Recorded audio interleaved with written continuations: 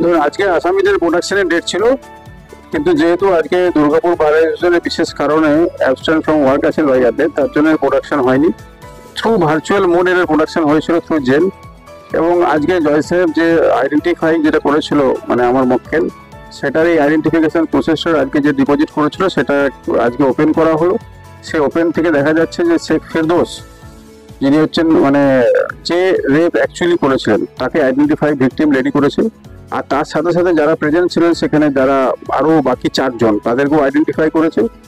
এবং এর থেকে পরিষ্কার বোঝা যাচ্ছে যে এটা কমপ্লিটলি গ্যাং রেপ ছিল। এবং এই গ্যাং রেপের জয় সাহেবের যা বক্তব্য, আজকে উনি আবার ডেট রাখলেন 31st অফ দিস মান্থ। জয় সাহেবেরও বক্তব্য যে এটাকে স্পিডি ট্রায়ালের খুব প্রয়োজন আছে, এবং তার জন্য 31 তারিখে রাখলেন। চার্জশিট যদি এর মাঝে হয়ে যায় তাহলে সবাইকে কপি সার্ভিস করে, কারণ আপনারা জানেন যে এই ক্রিমিনাল জুরিসপ্রুডেন্সে ট্রায়ালের আগে কপি সবাইকে সার্ভিস করতে হয়, সব পক্ষকে। এই কপি সার্ভিসের জন্য 31st উনি রাখলেন। যদি in the mean time chargesheet file হয়, তারপরে উনি ট্রায়ালের জন্য উপযুক্ত আইনে দেওয়ার ব্যবস্থা আছে, স্পিডি ট্রায়ালের জন্য উনি অর্ডার করবেন। জেল থেকে কি তারা জামিন চাইলো? জেল থেকে আজকে ওনাদের জন্য কোনো লয়ার ছিলেন না, তো জেল থেকে ওনারা ভার্বালি জামিন চেয়েছেন। সেটা জয় সাহেব considering the gravity of the matter এটা রিজেক্ট করেছেন।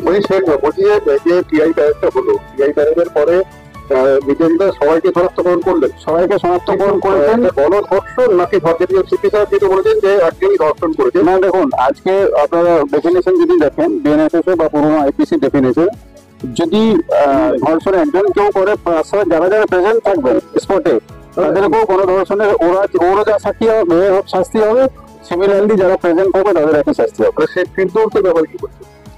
শেখ ফিরদৌস অ্যাকচুয়ালি রেপটা করেছিল, বাকি যারা প্রেজেন্ট ছিল তারা শেখ ফিরদৌসকে সাহায্য করেছিল, তো তারাও সিমিলারলি আপনার রেসপন্সিবল লাইক ফিরদৌস। এমন নয় যে ফিরদৌস একা মানে একা দায়ী হবে, তাকে একাই কনভিক্ট করা হবে বা তার একাই ট্রায়াল হবে, সেরকম কোনো ব্যাপার নাই। এখানে যারা যারা প্রেজেন্ট ছিল on the spot at the time of offence,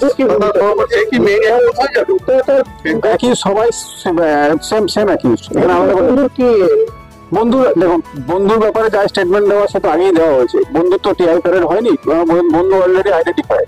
এখানে টিআই প্যারেড যে 5 জনের হয়েছে সেই ব্যাপারে আজকে আপনাদের জানান। আপনি আগে একবার বলেছিলেন যে এই এটা মোট মানে মাথা, এটা মোট প্রি প্ল্যান ও সহপাঠী। দেখুন আগে যেটা আমি বলেছিলাম সেটা বলেছিলাম, আমি আগের স্ট্যান্ড থেকে সরে আসছি না। কিন্তু আজকে যে ইস্যু ছিল সেটা হচ্ছে টিআই প্যারেড ইস্যু ছিল। টিআই প্যারেড আইডেন্টিফাই হয়েছে কিনা, টিআই প্যারেডে যদি আইডেন্টিফাইড হয়ে থাকে তাহলে মানে ইটস এ মানে most vital thing of the investigation. এবং ইনভেস্টিগেশন যখনই কমপ্লিট হবে টোটাল পিকচারটা একসাথে আপনারা পেয়ে যাবেন যে কিভাবে চেন সার্কামস্টেন্সেস কি হয়েছে না হয়েছে।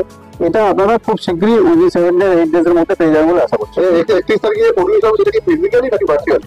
না দেখুন ভার্চুয়ালি যেহেতু এখন সিস্টেম আছে, অনেক সময় ইনকনভিনিয়েন্স যদি পুলিশ বা জেলে থাকে, অনেক সময় তার ফিজিক্যালি জায়গায় ভার্চুয়ালি হয়। তো ভার্চুয়ালি প্রেজেন্ট আর ফিজিক্যালি প্রেজেন্ট দুটোর এফেক্ট হচ্ছে সেম, এর মধ্যে কোনো ডিফারেন্স কিছু নেই।